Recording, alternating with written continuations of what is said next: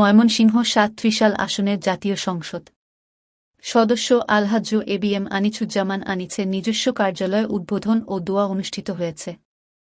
শুক্রবার বিকেলে ত্রিশাল বাজারে অবস্থিত বীর মুক্তিযোদ্ধা আবুল হোসেন চেয়ারম্যান মার্কেটের দোতলায় জনগণের সেবা নিশ্চিত করার লক্ষ্যে নিজ কার্যালয় উদ্বোধন ও সারা দেশে তীব্র তাপদাহে মানুষের স্বস্তির লক্ষ্যে আল্লাহর রহমতের বৃষ্টি ও শান্তির জন্য বিশেষ দোয়া অনুষ্ঠিত হয়। এ সময় প্রধান অতিথি হিসেবে উপস্থিত থেকে নিজ কার্যালয় উদ্বোধন করেন সাংসদ এবিএম আনিছুজ্জামান এমপি।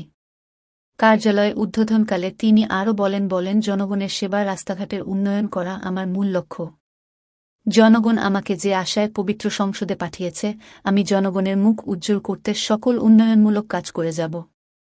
বর্তমান সরকার বঙ্গবন্ধু কন্যা উন্নয়নের রাজনীতিতে বিশ্বাসী, আমি তারই একজন কর্মী হিসেবে উন্নয়নমূলক কাজ করে যাব ইনশাআল্লাহ।